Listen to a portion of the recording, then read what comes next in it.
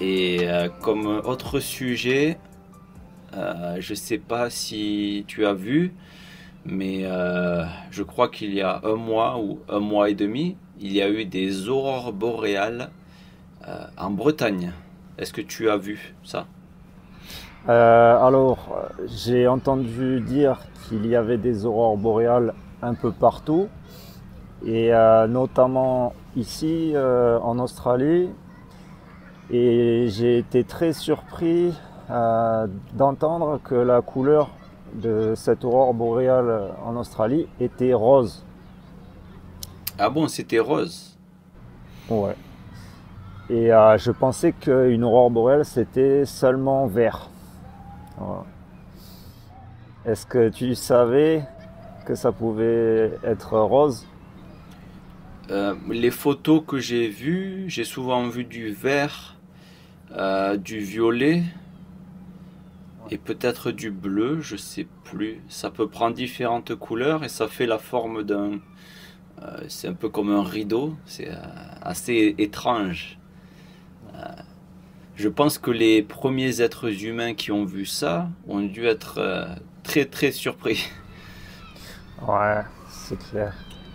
Tu imagines si tu n'en as jamais vu, personne ne t'en a jamais parlé et un jour tu es tout seul dans un champ, dans la nature et tu vois une aurore boréale. Waouh! Ouais. Je pense que je vais m'abriter dans une maison. Ça ferait, ça doit faire peur, c'est vrai, c'est vrai. Et d'ailleurs, tu sais que c'est sûrement dû à une tempête solaire. Il y a une grosse tempête solaire et c'est ça qui a fait ces aurores boréales. Ouais. C'est des choses que je ne comprends pas très bien. Comment ça... Est-ce que c'est du magnétisme ou comment ça se forme? Mais je sais que la lumière du soleil met 8 minutes à atteindre la Terre. Donc ça veut dire que le soleil est très loin de la Terre. Et toi, tu aimerais, est-ce que tu aimes l'espace? Est-ce que tu aimerais voyager dans l'espace? J'aimerais voyager dans l'espace, mais pas très longtemps. Donc aller sur Mars, c'est pas pour moi, car c'est trop loin et pour l'instant, il faut, je sais plus combien de temps, mais il faut beaucoup de temps pour pouvoir y aller et revenir. Et oui, c'est vrai que tu veux y aller, mais aussi revenir. Et pour l'instant, ce n'est pas possible. Donc tu aimerais y aller pour les vacances. Voilà. Hmm. D'ailleurs, il y a cet astronaute français, Thomas Pesquet, qui a pris des très belles photos de là-haut. Ah oui, je me rappelle, cet astronaute était très connu il y a 2 ans. Il avait un compte Instagram ou Facebook et il postait directement des photos prises de la station spatiale. Et il est très célèbre maintenant. Ouais, Ouais, c'est un mec très sympa, très, très intelligent, très sympa, j'aime bien. Il est bien. ouais. Je pense que tous les astronautes sont des mecs très intelligents et très sympas. Oui, il a beaucoup de diplômes, c'est comme on dit, le gendre parfait. Ouais.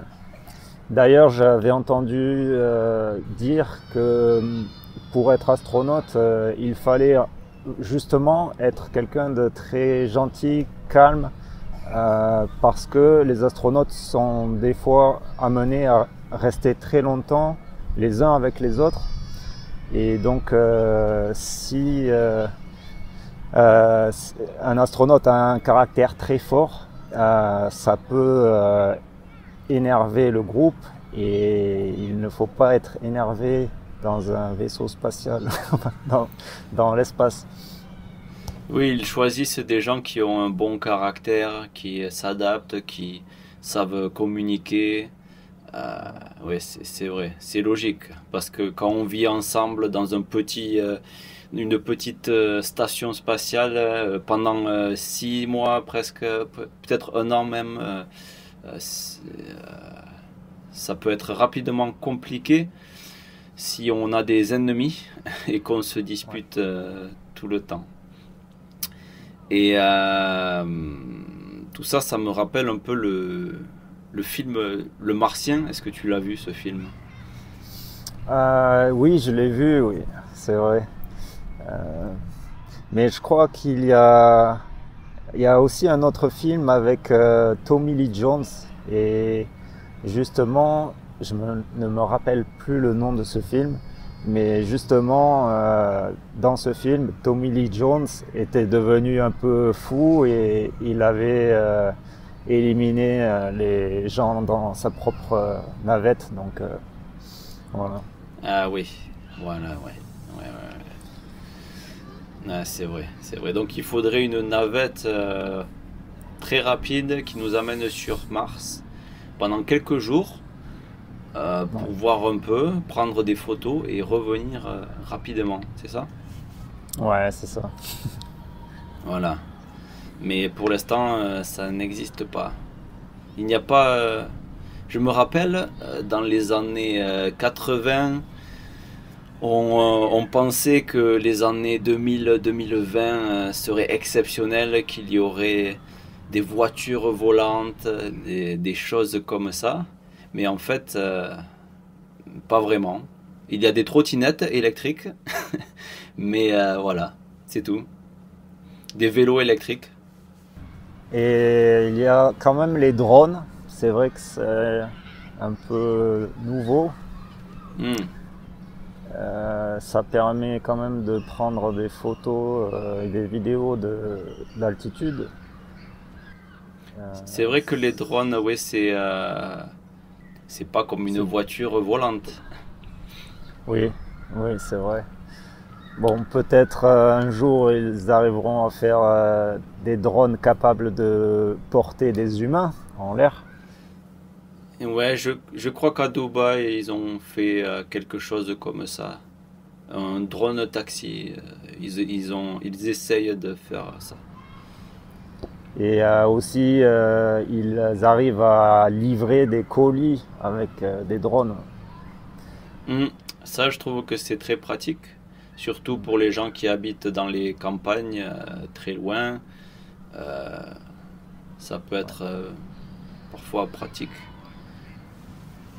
Donc on verra, mais ça va plus doucement que ce qu'on espérait, peut-être. Voilà, moi je pensais qu'on aurait beaucoup plus de choses. Je pensais aller au travail avec une voiture volante ou même me téléporter au travail. Ouais, Mais malheureusement, pour l'instant, toujours le métro ouais, ou les chaussures pour marcher, les trottinettes. Voilà, c'est pas exceptionnel. ouais. Peut mieux faire.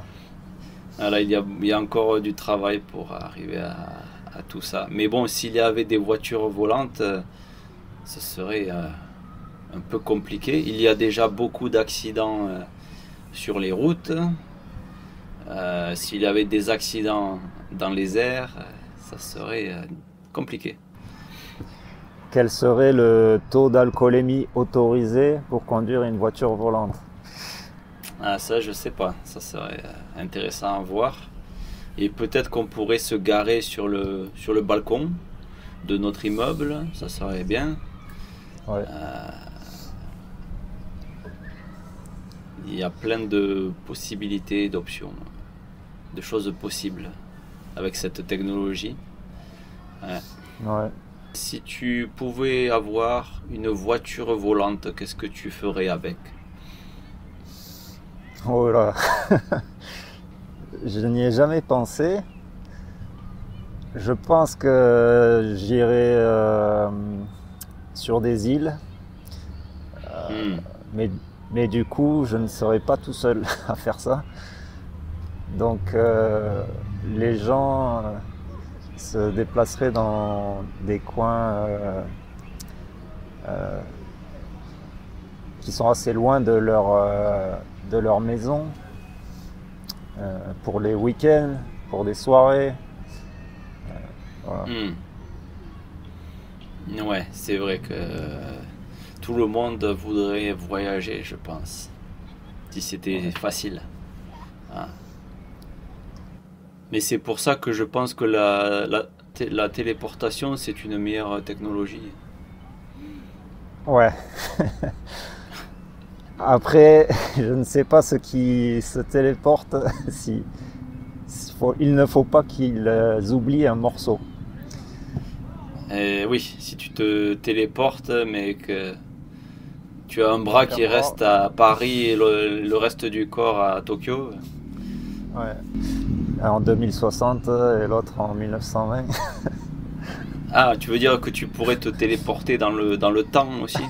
Non, je plaisante, mais Hmm. Et si tu pouvais te téléporter dans le temps, voyager dans le temps, euh, ouais.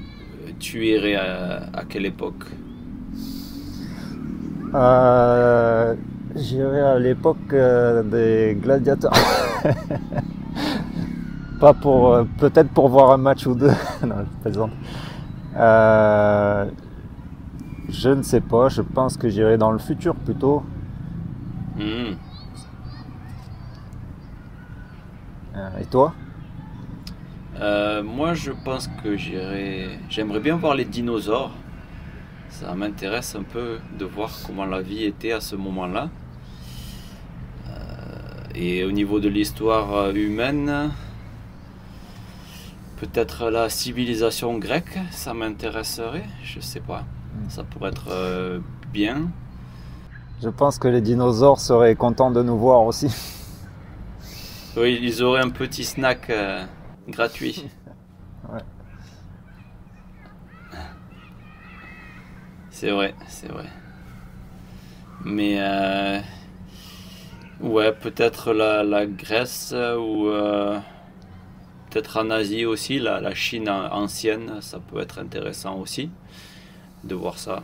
Euh, il y a beaucoup d'époques intéressantes, même retourner dans notre propre vie quand on était plus jeune, ça peut être aussi intéressant. Ah, ça c'est sûr. Il y a des choses qu'on ferait différemment. Ah, si on retournait dans le passé en étant nous-mêmes, oui, on investirait dans le Bitcoin en 2010 Ouais. et il y a plein de choses qui changeraient. Si on change un détail du passé, une décision, peut-être que notre vie d'aujourd'hui serait totalement différente. Ouais. C'est ce qu'on appelle en français l'effet papillon. Voilà, c'est ça, l'effet papillon. Et ça, j'y pense souvent parce que dans ma vie, un élément important, ça a été mon voyage en Australie. Et des fois, je me demande si je n'étais pas parti en Australie, que j'avais continué les études en France, parce que j'ai décidé de stopper mes études pour partir en Australie et revenir continuer mes études. Mais je suis parti et je ne suis pas revenu étudier. Donc j'ai passé 2 ans en Australie et après j'ai continué à voyager beaucoup. Et ça a totalement changé le, mon chemin de vie. Et je me pose souvent la question de la personne que j'aurais été si je n'étais pas parti. J'aurais sûrement travaillé pour Airbus à Toulouse parce que mes études m'amenaient vers ça. Je n'aurais pas parlé anglais, je n'aurais pas fait cette chaîne. Euh, voilà. Ouais. Est-ce que tu y penses à ça des fois? Je pense, oui, souvent au passé. Et ce sont des choses qu'on ne peut pas changer. Donc, des fois, ça, ça ne sert à rien de trop y penser. Oui, c'est vrai. Mais c'est parfois marrant de s'imaginer une version différente avec des choix différents. Donc voilà, je pense que notre podcast d'aujourd'hui est terminé. Donc sûrement qu'elle sera en 2 parties. Ouais. Et on se retrouve pour un prochain podcast très bientôt. Ok. Allez, ciao. Ciao, ciao. À plus tout Salut. le monde. Au revoir.